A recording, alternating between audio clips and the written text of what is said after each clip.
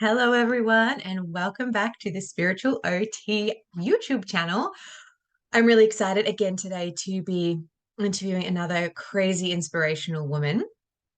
Her name is Kizzy, and she is a speech pathologist. Her company is called Attuned Speech, and Kizzy is unique in that she has a beautiful way with trauma-informed care. She is really making waves in terms of shifting how people think about the way we show up in all sorts of professions to ensure that we are responding in a way that is affirming and that is supportive of all people. Kizzy shares really openly about her own lived experience, and I think this is what gives her such a beautiful insight and an ability to support people in all walks of life. So, without further ado, I'm super excited to invite her on. Hello, Kizzy. Thank you so much for being here with us. Hello, thanks for having me. Oh, you're Wonderful being so here. welcome. It's such a pleasure. Um, so, as always, when I interview someone for this channel, I really love to ask if you can tell us a bit about you, what lights you up? Like, what is your real passion? What lights me up? I mean, whenever I get any question about relating to my interests or anything like that, the very first thing that always comes to my mind is my dog. Yes, I love that. My dog, Raven, he's a greyhound, and I am absolutely obsessed with him. I mean, because I don't have children, he is obviously my child, my first Yeah. child. And I talk to him like a human. And I don't know, I'm always thinking about him. I'm always like an incredible co-regulator. Mhm. He I adopted him from a place of trauma. We healed together. He's taught me so much. I've been able to teach him stuff too. And he's just hilarious. So so definitely he's probably like the main thing that honestly lights me up. Like my partner's always like, you like Raven more than you like me. And I'm always like, no, that's not true, but maybe it is kind of true. So I don't know. I Yeah, love I like them that. in different ways.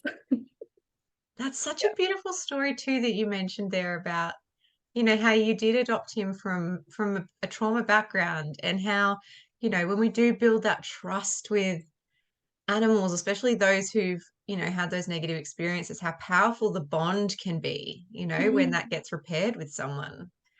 Yeah, I am always, I mean, dogs in general are just blow me away with loyalty. But yeah, Raven, Mm. seeing where he came from, a place of such fear and of being so, I think he was really kind of shut down and really Mm. inwardly focused, and didn't wasn't forming an attachment with me or my partner at all for the first like maybe even year. Like we could walk away and he'd be like, huh? Didn't look for us, didn't seem to care. He was just so shut off. Mm. To seeing him now like constantly being like, where's mum? And Yeah. like looking, like wanting to follow me, wanting to walk next to me, checking to see if I'm okay, trying to protect me and sometimes hide behind me. It's so sweet. And just, yeah, I feel so honored that we've formed that bond. That's so Yeah. beautiful. Yeah. I love that. I've got to say, animals are one of my special interests too, and I have so many pets, and I just, Do you? oh yes, cannot get enough of animals. And I do find them so regulating and soothing. Yeah. And I don't know, I feel like animals sometimes offer something that maybe people can't. I don't know, a level of I think understanding or so. connection. I think so too. I think because they don't have that, like ego, the psychology term of just like they don't have all that complexity that we have. We just overthink and over intellectualize and over associate things, whereas they're just Yes. feeling from their body, reacting from their body. They're just their nervous system, their love, and it's simpler. And they just go, and they just go through the world like that. Whereas we've got all Mm. this other stuff in the way. So I totally agree with that. Yeah, yeah, it's really cool. I think pets, and this is something I could talk about all day, but pets as a form of therapy and, using therapy animals and things like that, which I know is a thing, but I think it's really hard for people to access. Mm. And I would love to see a world one day where I think animals are maybe given more of the credit that they deserve when it comes to helping people heal, Mm. um, especially where there's any sort of, psychosocial, emotional kind of stuff involved. Which is kind of everything, isn't it? Yes. Yep. I mean, I don't think you get many people who have like a really significant physical disability that are not also experiencing the psychosocial impacts of that, right? Exactly. Yeah.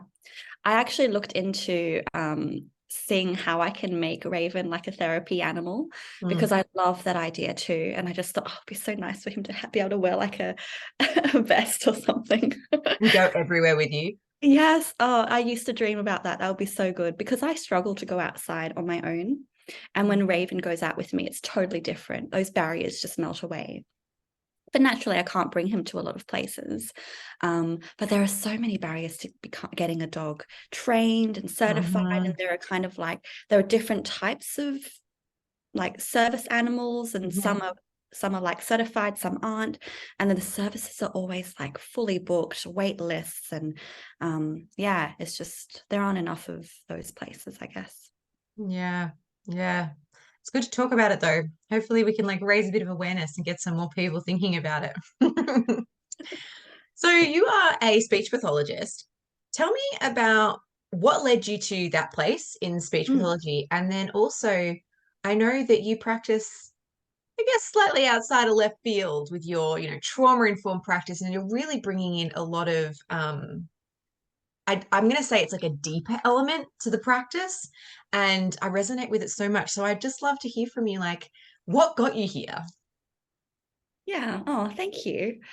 Um, well, the actual speech therapy side of things is kind of random.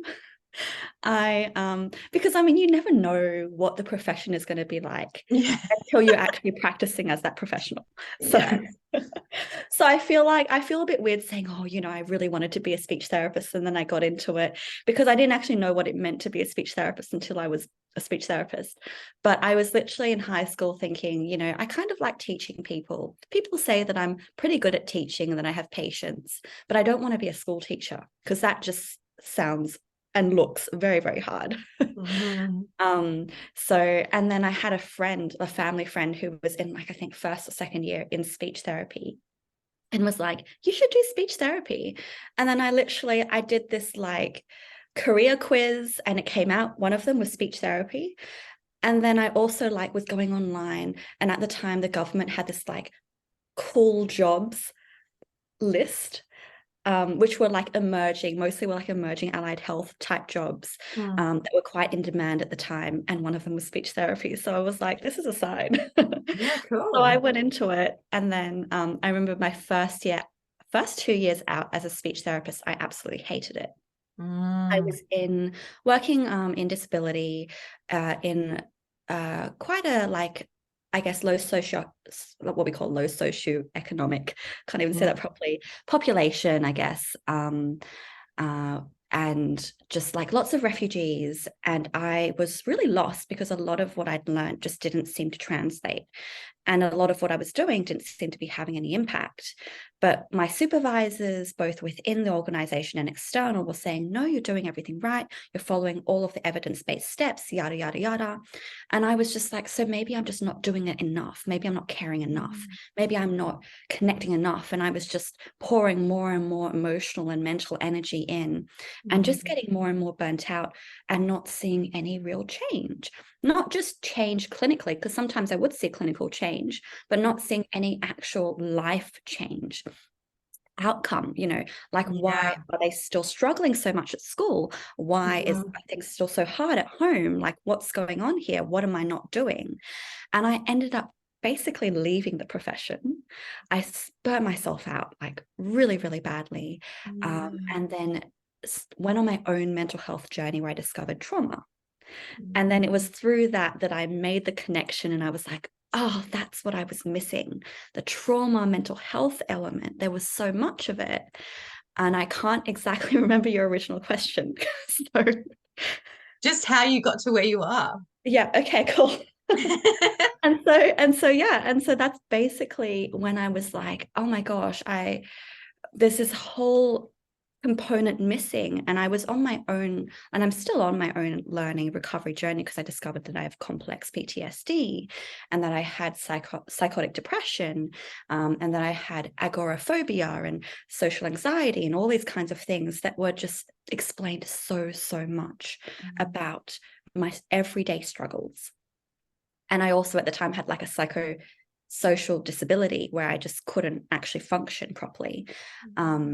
And when I was finally able to start practicing again, I was looking for information specifically relating to speech therapy and not finding anything. Just scouring the internet, reading books. I bought so many books. It's a bit of a waste of money. But I was trying to like scour through all these books, trying to find that little bit of mental health and trauma, and not really finding anything. And that's when I was like, okay, if that's the case, I just need to create something myself. So yeah, I that's what love I've it. been doing. So impressive. But I think like so needed. Like I talk about this all the time on, my Instagram and all sorts of stuff in the work that I do about how when the nervous system is dysregulated, like nothing else is functioning. Like you can't be cognitively learning a new skill or anything like that if the body's in fight or flight, because at the time the body doesn't care about the new skill. It just wants to stay safe. And that's baseline.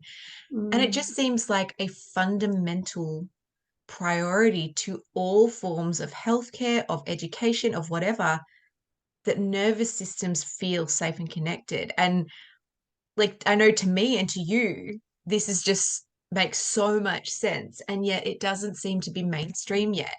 Um, and I think this is what's so powerful about what you're doing in terms of creating that link between a specific allied health profession and the importance of this baseline and this fundamental consideration for someone's nervous system health, I suppose.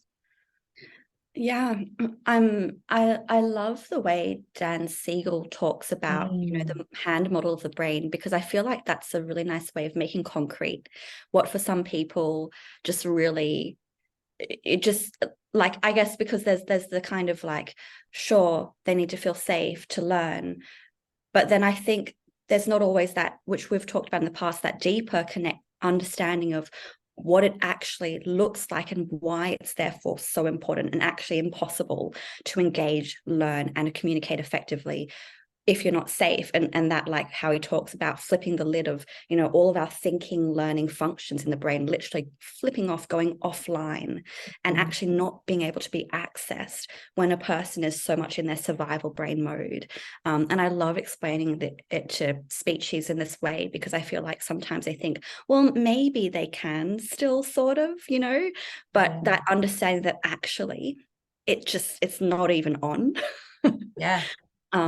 It's a bit of a weird gesture, sorry. Just then. No, but I totally agree with you. And it's Yeah. nice to kind of visualize it, right? Like to actually see that, like, here we are, we're thinking, we've got impulse control, we've got, rationale, all that kind of stuff. And then the body gets triggered into fight or flight and it goes to the reptilian brain. That's it. It's got, do I need to run? Do I need to fight? Do I need to freeze? To stay alive. That's what the brain thinks it's doing at the time. Even if to the outsider, it's stepping into the classroom. Even if it's rejection sensitive dysphoria where the child's been asked a question and they don't know the answer, and to the person around them it just looks like, why aren't you answering the question, or why have you just absconded? But the reality is, for the brain, that was a threat. It is now responding from a survival mode, and there's no point then trying to say to that individual, that was the wrong thing to do, or do better next time, or next time you feel this way you could try it. Like that won't work because the brain can't cognitively take in that information at that time. Mm. And I think this Even, is, oh, sorry, you go. no, that's okay. I was just going to say this is where the sensory piece comes in too, right? Like that we have to do the baseline sensory regulation for the body where the mind doesn't have to be involved in allowing that somatic kind of experience to occur. Yeah, that's right. Yeah, when the brain is in that mode, verbal reasoning and problem solving are no longer the solution. We Mm-hmm. have to be accessing our own reasoning brain to then be able to connect with someone else's reasoning. Yes. So even, in that moment, if some people make the understandable mistake of thinking, well, I tried to connect with them and I tried to say, you're okay, it's okay, you're safe. What's going on? What just happened? But they're not realizing, but that is also them using the reasoning brain. In that moment, none of that is effective. You can do that much later. However, what's more likely is you're not going to be able to ask the person what just happened, because these are all unconscious processes. That person probably doesn't know what just happened. Mm. And instead, it's more of a, modeling teaching moment later on, when they are able to connect and have a chat with you and talking through to them about maybe what happened for them, rather than just asking them questions and expecting that they might have the answer. Yeah.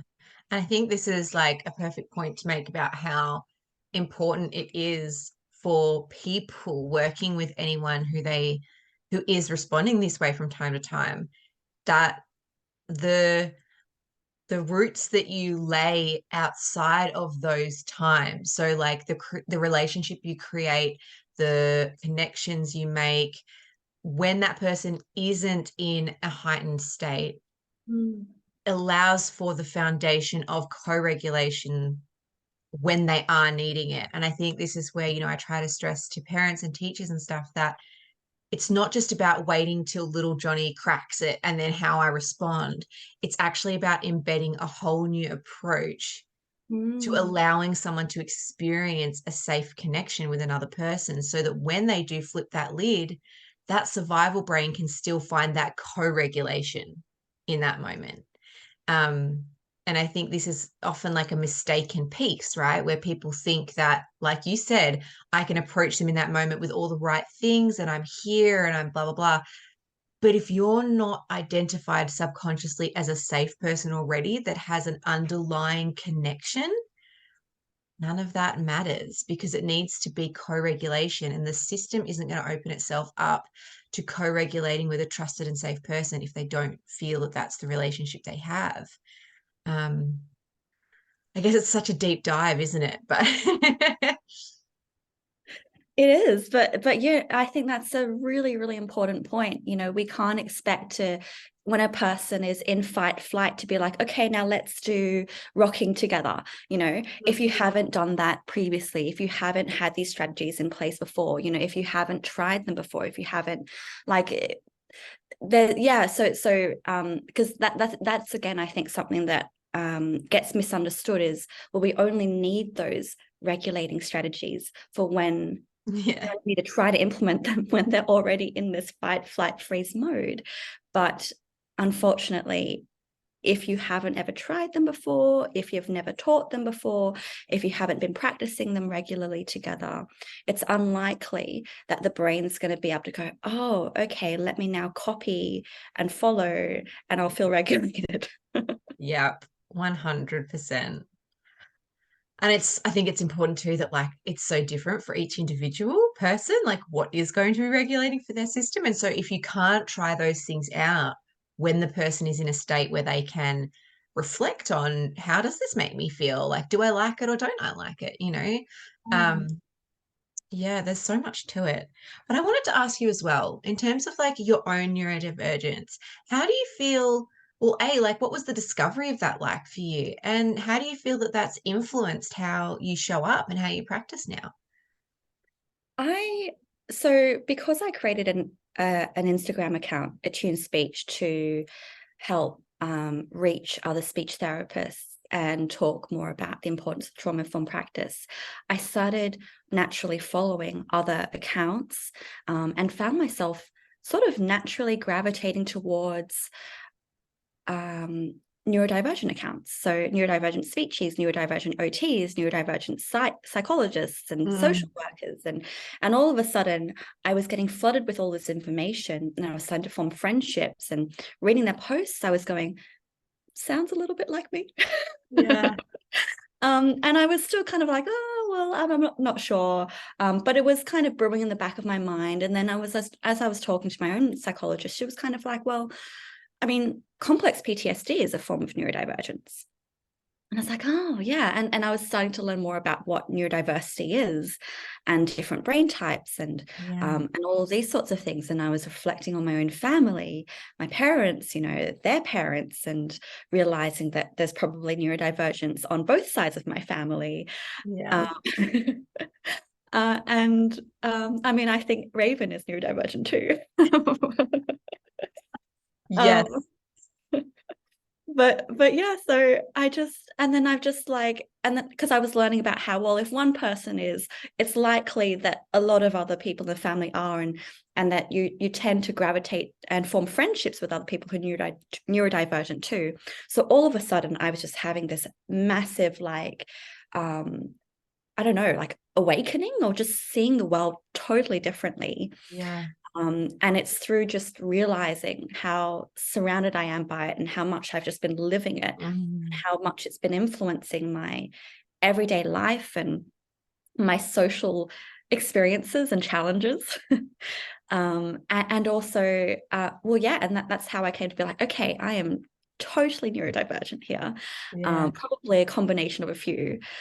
And then when I really started owning that, I noticed as well in my work as a speech pathologist that I was able to more easily understand and connect with a lot of my clients' challenges, because a lot of my clients are both neurodivergent and come from a trauma background, which, as we all know, unfortunately, very common.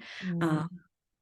so but then I was able to be like, wow, okay, yeah, I really get that struggle, and I was able to connect with them like that, have them be like, oh my gosh, you understand, Yes. and Yeah. see that, that really strong connection build from that, and them opening up to me about their challenges and their questions, and be more vulnerable with me, and us explore these things together, and me share with them how I've struggled with that too. Yeah. Yeah, so it's been really, really awesome. I think there definitely is that piece, isn't there? When you can say to someone, like, I actually totally get you. Like, that's Mm. something that's so validating. And I find too, in my own therapy, like, obviously, we have these boundaries of like how much we share that professional versus personal. But at the same time, I think sometimes when someone's explaining something to me and I can be like, I have actually been there, like for the person, the relief sometimes that comes across their face or how their body just sinks into a more relaxed state because there's no judgment, there's no, it's two people sharing in an experience as opposed to one being like having that power imbalance of the professional versus the service user or whatever. That's right. Yeah. And I honestly think there's magic in those of us who are willing to be vulnerable back with our clients. For sure. I mean, I think something that you and I both understand is the challenge of power dynamics, in particular when there is a history of trauma. Yeah. That it can be so, not sometimes damaging, but also it can be a major barrier Yeah. just to being able to build that trust and connection that's so necessary in the work that we do. Mm. And so anything that can help, I think, break down some of those power imbalances where we are the person in a position of power and privilege, can really, really help ensure that the person actually feels safe with us. Yeah. It's not that I always share about me with every single client, because for some clients, I can use it is intuition, use Yeah. my intuition to gather that actually me sharing is not going to be helpful for this relationship. Mhm. Perhaps me sharing is going to make them feel like I'm making this about me, or Yeah. Yeah. Yeah. suddenly they feel like they have to be there for me. And now they're no longer able to have the session be about them because they feel like they need to check in on me. So it depends. Sometimes it's definitely not appropriate, and sometimes we end up making that mistake. It's a little bit of trial and error, and we work on the repair, and we can move on from that afterwards. But yeah, and then there are other times where I can totally see that they're protecting themselves because they're not sure how vulnerable they can be with me. They're not sure how neurodiversity affirming I am, and therefore I have to be a bit vulnerable back, and help them realize that it's okay. I love so much that you mentioned intuition there because I feel like intuition is a side of healthcare that has been forgotten. I love Emmy Vadnais, who is the holistic OT. She's based in America, and she talks so much about intuition in healthcare and just how important it is, because when we do really lean into that knowingness, I think does allow us to make decisions that are the right ones for our clients, exactly like you described. Like sometimes you know that it's the right thing to do, and sometimes for whatever reason you're like, no, not this time. And that is just your intuition. And as much as evidence-based practice is so important, and we talk all about science and things, I do think that there is an art to helping people heal that does involve our own intuition, our own knowingness and ability to relate to people. So I really love that you brought that up. That's awesome. Yeah, it's almost like this is not the right way, not the right term, but the only way I can think of describing it, taught out of us, like Yes, I intuition. agree. Yeah, through our courses. No hate, I'm not trying to hate, but through our Yeah. courses, our placements, our supervision, our everything, the way we learn how to do things. It's like that humanity side of things gets Mhm. taken away, and we just end up quite mechanical and robotic Yeah. in the way that we end up working. And I think I struggled a lot with this intuition piece, because I was very much kind of like a by the book, follow what they tell me to do, just very, very rule driven, I guess. And so I tried this for a really long time back in my first few years, and obviously hated Yeah. it, just did not Yeah. work. Because then I was stepping on people's toes and saying the wrong things at times, because it just wasn't the right thing to say. But if I were going by the book, it is the right thing to say. But for whatever reason, in that context, in that situation, for that person, it was not the right thing to say. And I'd have followed my gut, I would have known. But I didn't. I was just so kind of like this, and then this, and then this, and then this. And when I learned that, and obviously the research on this is still emerging, but what is it, like about 5% of the brain is conscious, and like Yeah. 95% is unconscious. We are like that intellectual part of us that goes, you do this, you do this, you do this, is 5% of our brain. That Yeah. 95% is our intuition. Because Yeah. it's unconscious, we can't intellectualize it, but it Mhm. doesn't mean that it isn't like cognitive. It doesn't Yeah. mean there aren't reasons. It's the nervous system, it's our mirror neurons, it's all of those kinds of things working together with, all of our senses to figure out information that's just too much for us to understand with our really tiny Yeah. intellectual brain. Yes. 100%. I've said that too. It's like we get taught that we can't know something unless someone else told it to us. It's like when Mm, we write uni assignments and everything has to be cited and referenced, and you're not actually allowed really to have your own ideas. mm. And in order to have your own ideas, you have to pitch a research topic and then do research, and which is amazing. But I also get stuck sometimes with this idea that, like, if no one ever had their own ideas and followed their intuition, we wouldn't be progressing in the science.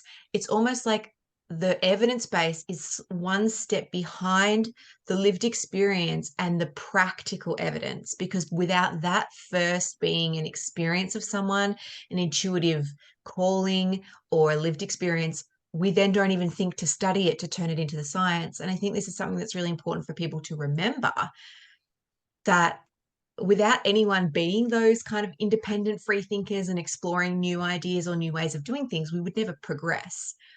And that's definitely what like the neurodivergent affirming practice movement has been all about. It's moving well away from a lot of very evidence-based practice modalities and interventions.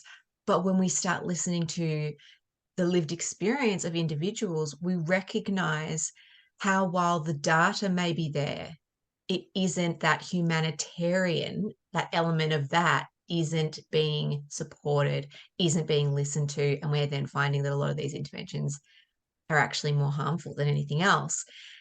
And it's like, if we don't listen to that piece that we're talking about, we would never discover these things that change the way we do stuff. So that was a Yeah. bit discombobulated, but Hope you know what I meant. I do. I know exactly what you mean. Like research definitely has its place and has its value, but it is just one part of a whole.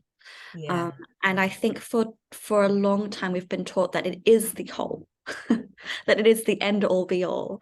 But in reality, it's just one part of the bigger picture. And like what you were saying with a lot of those, that evidence-based practice, whilst they were seeing behavioral changes through the data, they Mm. missed the fact that we were then ending up with a whole population completely traumatized. Yep. So that's not looking at the whole. Yeah. And because they weren't doing enough longitudinal studies, right? Because, if we're talking about things like ABA, for example, and if we talk with, neurodivergent populations about this, yes, at the time, they could measure in very short periods of time changes in a child's behavior that was desirable. And now little Johnny would come and sit at the table and eat his dinner, right? Oh, yay, everyone's happy. Parents are great. This is awesome. But no one studied that into his teen years, into his early adulthood, into, when he became responsible for making decisions for himself and had lost the capacity to make an internalized judgment because all of a sudden he'd been making decisions based on what someone told him because that's what he was rewarded to do. And then the trauma that ensues from not having that connection to self. And again, this is a very more psychosocial, can't find the data, almost like sensory processing stuff. Everyone's like, we can't study it very well because it's so objective. It's subjective. It's different for everyone. But that's where I feel so passionate about listening to the voices of the people. And I think that's the only way that we can really know is to listen to people who've had the experience. I feel they should only be the ones that are able to express to others who have not had the experience whether it was beneficial or not. Yeah, yeah, definitely, for sure. Yeah. Yeah. Um, so tell me, like, what are you doing in your work now? Like, what does your work look like? I know you do a lot of stuff online. I know you do a lot of teaching for like other therapists. Tell me about where it's taken you, because I know you started your own business and decided to go out on your own. Yes. Um, I yes, so basically my business is Attuned Speech. And when I first started it, all it was an Instagram account designed to just talk about trauma-informed practice for speeches for anyone who wanted to listen, Yeah. which I really wasn't sure anyone would be interested in listening. So I'm very honored that some people are interested. Um, and then I started just expanding from there. It all grew quite organically, which is how I've really found most of the last 5 or so years of my life. It's been quite organic growth, which Yeah. I think is actually my unconscious, my intuition guiding me and telling me which direction to go in rather than me trying to like intellectually plan every single step. Nothing wrong with that though, by the way. Um, you know, but yeah, it's just kind of happened. But yeah, I've gone. So then I started doing webinars on trauma-informed practice for speeches, and I started doing supervision through Attuned Speech. And then I had this opportunity to basically just start up my own private practice as well in speech therapy. And so now I kind of just do a bit of all of that through Attuned Speech. Yeah.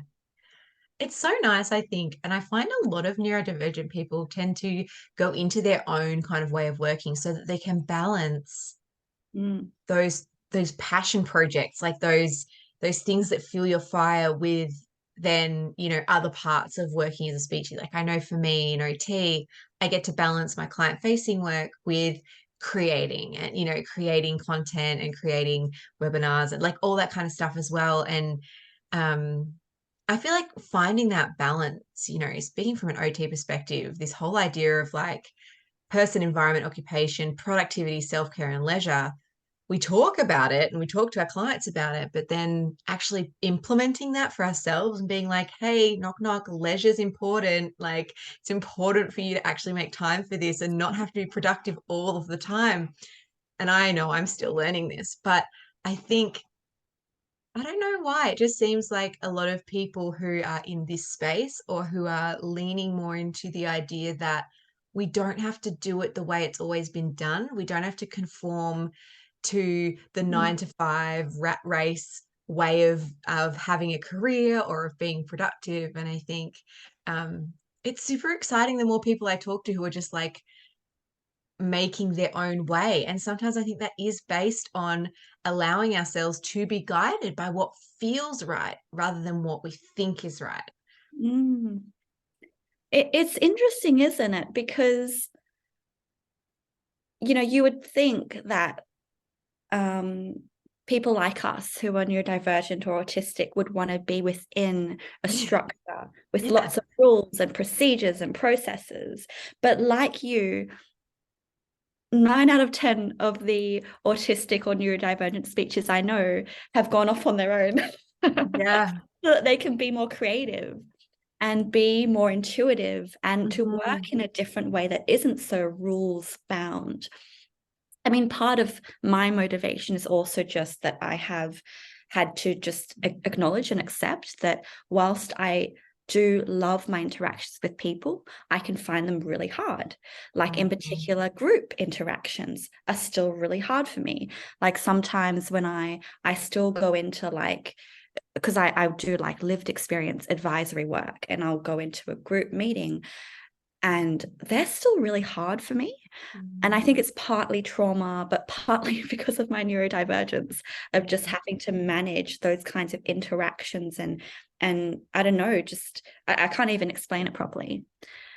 Yeah. I totally relate to you 100%. And I think it is a combination of trauma and of neurodivergence. Um, I think sometimes, for me, I feel like when I went through the process of being assessed and was given a diagnosis of being autistic, one of the things that I found most interesting for myself was when they went through how I process language, for example, it outlined to me where the differences are between like how my brain does it and a neurotypical brain. And it Mm, helped me understand why I find groups so exhausting because I have to use like more brain power to process either spoken or unspoken communication than say someone else. So that was one part for me that I recognized that I actually just physically find it exhausting because my brain is like trying to get through it all.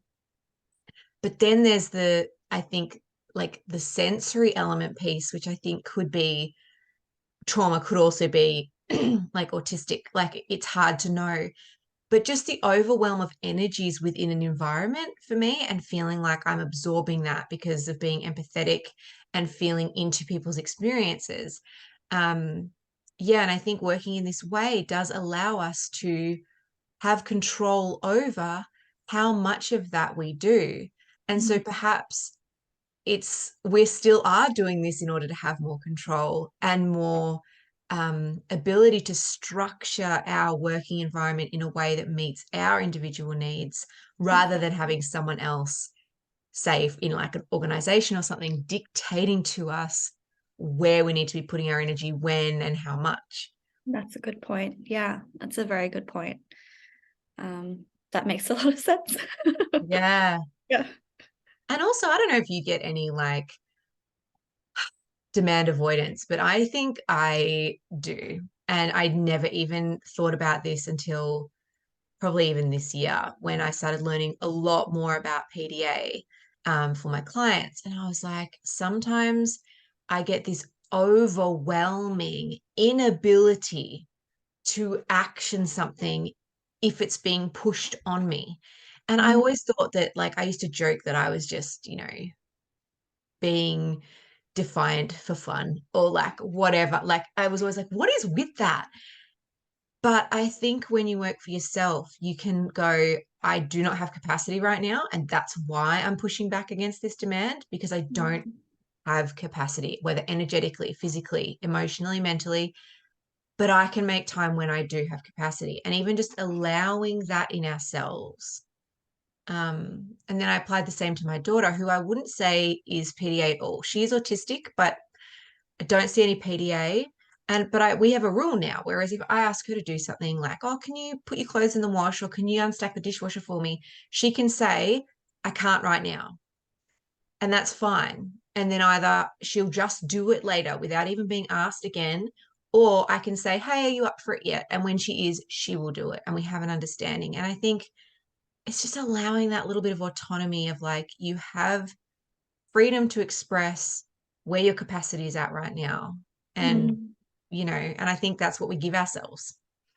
Mm. I think yeah, no, I love hearing that. Because I guess the first thing that I always think about in relation to my clients is, I don't,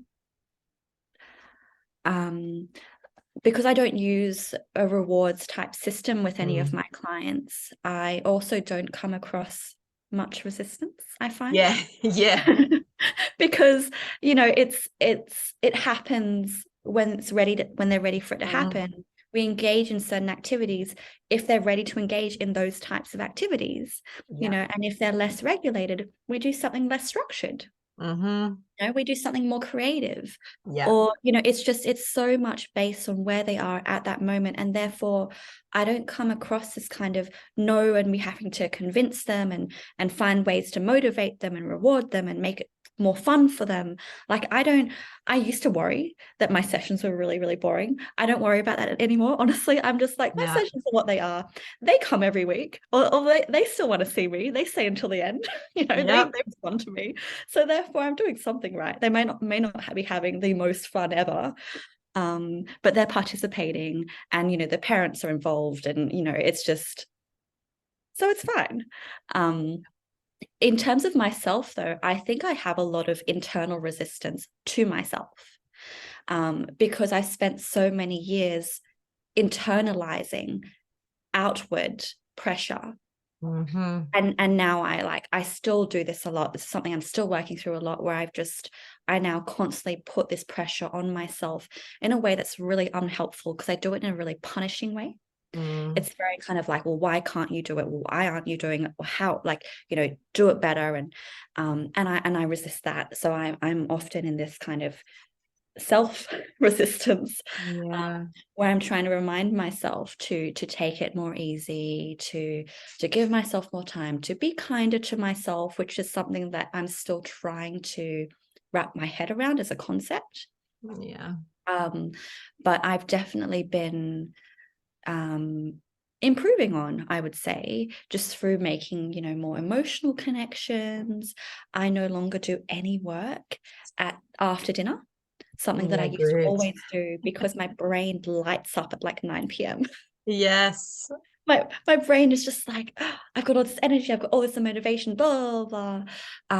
But even though I would be able to do be quite productive in those 2 hours, I was noticing that, or realizing that actually it was resulting in long-term kind of burnout Mm. overall. Yeah. Yeah. Yeah. So that is now just kind of free, fun time. I don't even go on social media or anything after dinner. Good job. Thank you. I So need to learn some things from you, because I've been literally everything you've said is like pinging in my little brain where I'm like, yeah, I keep saying this to myself. Like, I need to limit the social media interaction. I need to block out work after work hours and have that balance. But I definitely have like a self-worth piece that I'm still battling, which is that my productivity defines my worth in some way. And yeah, if thank I'm not achieving something in a quick enough time or whatever, then there is that inner critic that comes out and is like, do better, like up your you. game. Mm, And there's still that inner conflict. And I think the more we can talk openly about this and let people know that it is so normal, but it's mm, also something that we can process through and shift our habits that come forward that may be, not so healthy. Um, yeah, I think I know for myself, there's definitely scope to make better use of my energy. I think I can still be as productive, but I'm actually allowing myself to have time for rest and recuperation and connection with my family and all that kind of stuff. Yeah.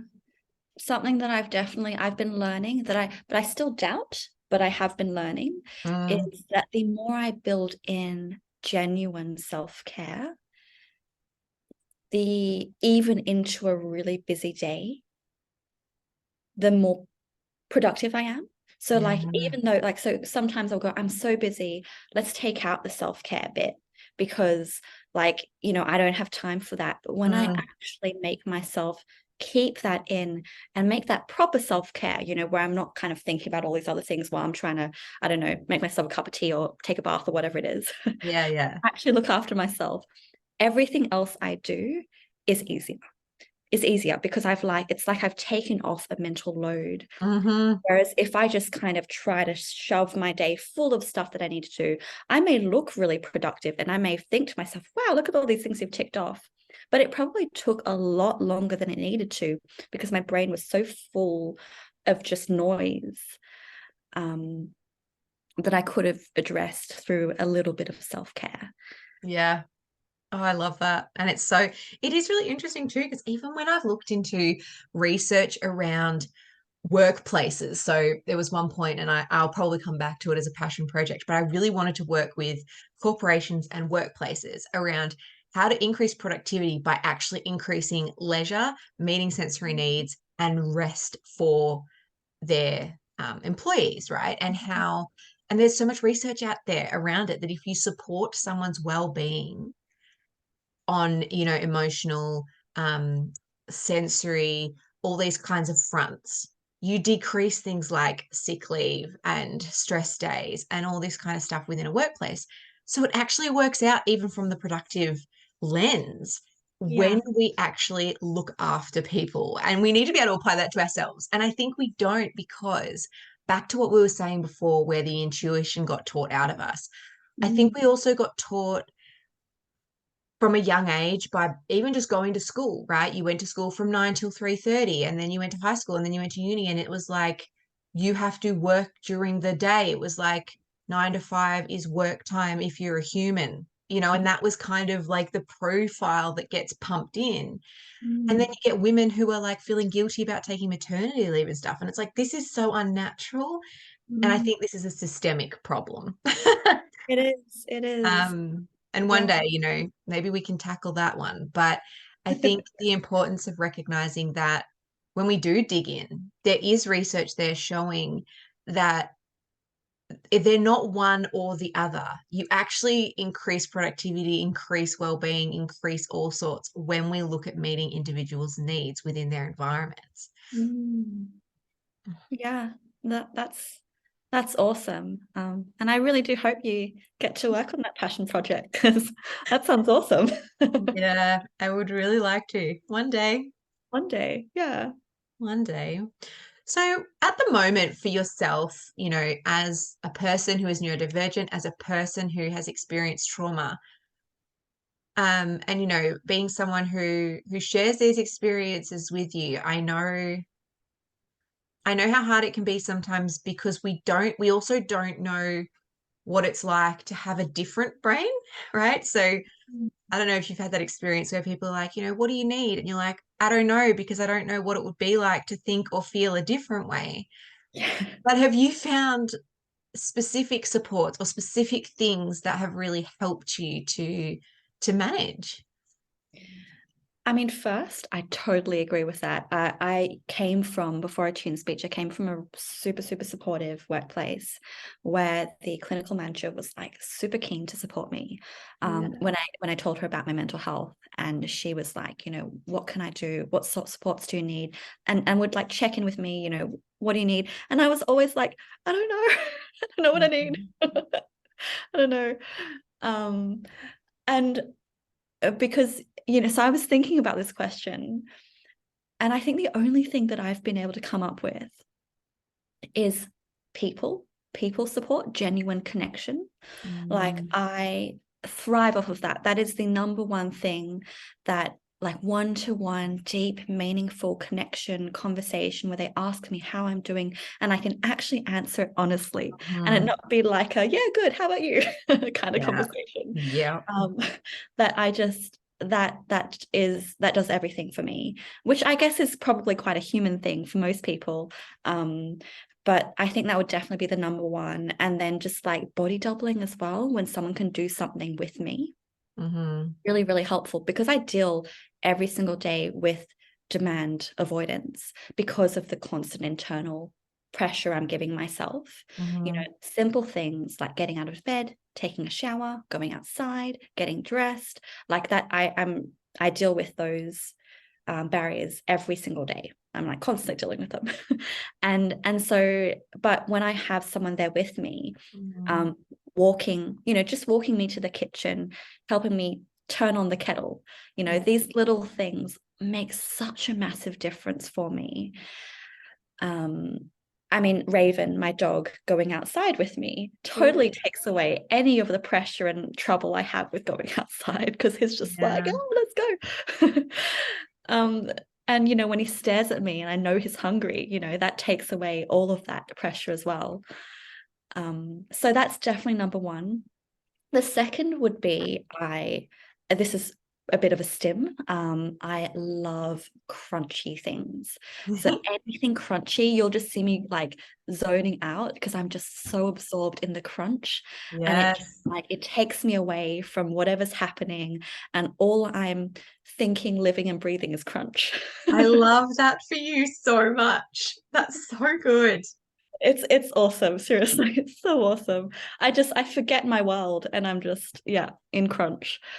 And then the other, as you can see me doing now, is I love a bit of like movement because I get so Hmm. stuck in my body being a Yeah. trauma thing. Yeah. When I do manage to actually move, it feels so good.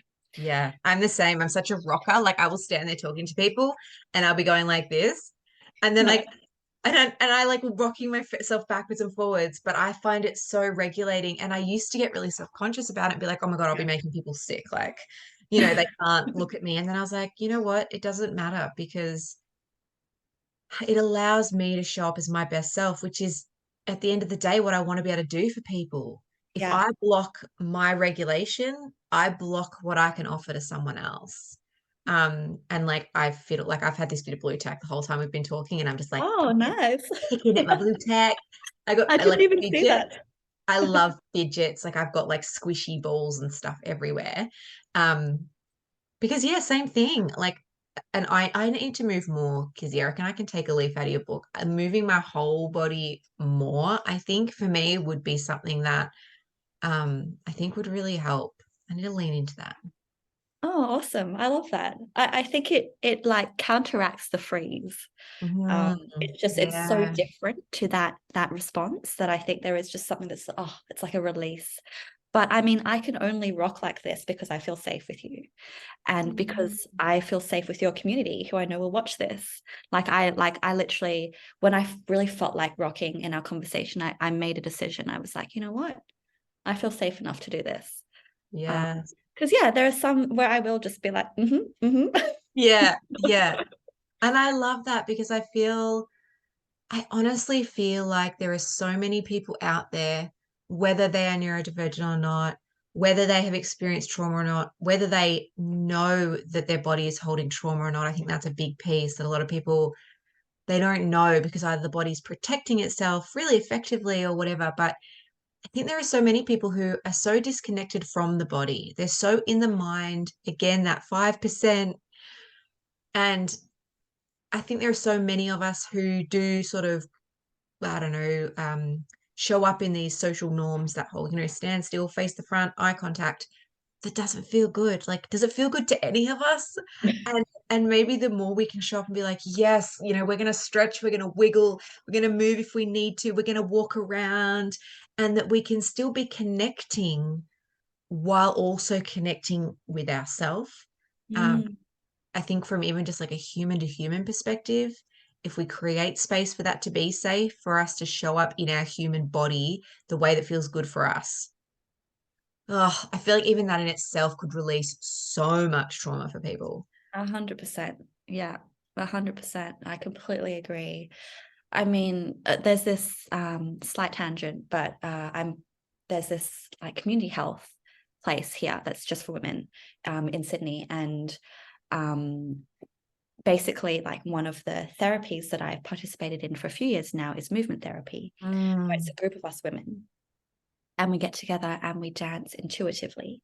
We dance to release trauma, we dance to release tension, and we heal together. And the facilitator talks about how, you know, thousands of years ago, this would have been the natural way to process and release any kind of trauma, grief, sadness, anger. You would get together as a community in a group of women, and you would release it together through movement, through, you know, through dance, through rhythm, through all those kinds of things. And when I did that with these women, and we were just like, you know, chucking our stuff into the circle while we were going around and moving, and we were using like ribbons and things, there was something so healing about it because we were doing it as a community as well. Yeah.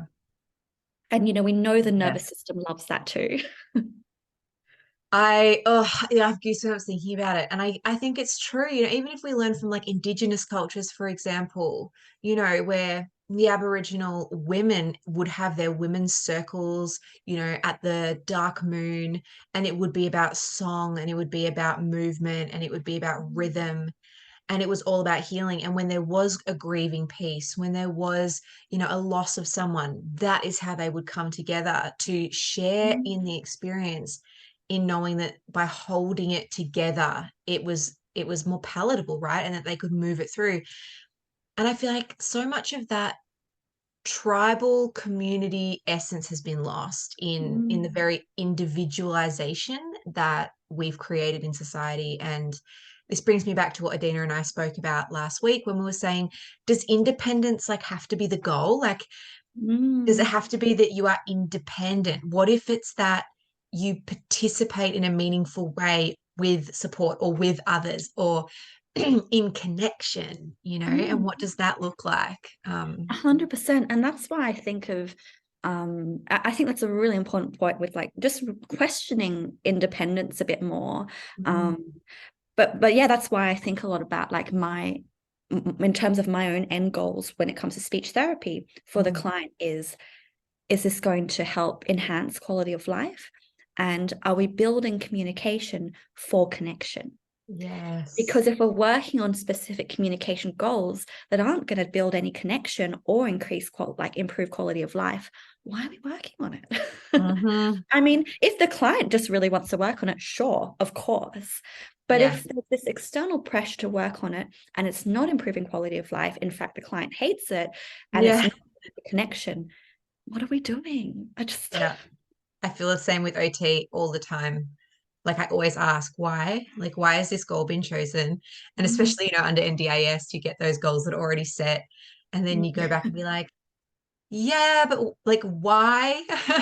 And I think it's just important for us to just have that lens, right, in the back of the mind, like, who is this actually benefiting? Because if the answer is societal norms, or so that Jenny down the supermarket doesn't feel uncomfortable because the child's flapping, that's not the right answer. No, that's right. Yeah. No offense to any Jennies. That was just the first name that came to my head. Yeah, and I know, right? I'm always thinking that too. I'm kind of like, oh, I didn't mean to offend anyone. Probably like I don't know, is that like the trauma thing maybe that we when we The people you pleasing know? piece. Oh, Yeah. it's legit real. Yeah. Yeah. I'm constantly having a quick panic where I'm just like, oh wait, I didn't mean to say that and offend anyone. I hope I didn't. And then you end up like over explaining yourself for like the next 3 hours, and then being Yeah, like, okay, it's gone too far. I'm just going to yeah, hide under my rock now. yeah, exactly. That's me all the time. I did want to ask you though, before we wrap up, about your course that you have been running. And if you could share a little bit about that, because I think, you know, people need to know this stuff is out there in order to access it. And I think that what you are offering is divine. So please tell us. Thank you. I mean, at the moment, I'm running 3-hour webinars on trauma-informed practice for speech pathologists. However, so I run them, and like you can literally just book a ticket and join, and I've got one coming up in August. So you could just head to www.attunedspeech.com.au. And if you go to trainings, you'll find it. But I actually also do organizational webinars where, you know, they can ask me to tailor it. It can be different lengths. It can be super short. It can be longer. It can be more tailored for like the organization. So I'll think about not just the speeches, but maybe also the OTs and then also the admin. Those are the two kind of main trainings that I'm offering at the moment. And I'm currently in the process, hopefully this will come out soon, of creating an online course. So I'm going to try and turn that 3-hour content, which is becoming in my mind 5 hours, and I can't fit it into the 3 hours anymore, into an online course, because I feel like I'm already stretching it with making people attend for 3 hours. My webinar was originally 2 hours. I haven't changed the price. I've just increased the time because I'm like, I have so much more I need to say. Mm-hmm. So I want to turn into an online course so people can just go through it at their own pace. And it is also a little less energy on my end long term too. Yeah, definitely. Space. I love that. So I will link your website and your socials in the notes underneath this Thank you. episode. And I'm so thrilled to have had you here. And will be so thrilled to have you back anytime if we want to take a deeper dive into anything, all the exciting topics that we've touched on today. But yes, anyone watching 100% suggest you go and check out Kizzy's material. And also, yeah, drop us a comment and let us know how this resonated with you. If there's anything you want to know more about, if you have any questions for either of us, yeah, because we would love to support you as best we can. 100%. Thanks so much for Thanks. having me. You're welcome, Kizzy. Thank you for being here.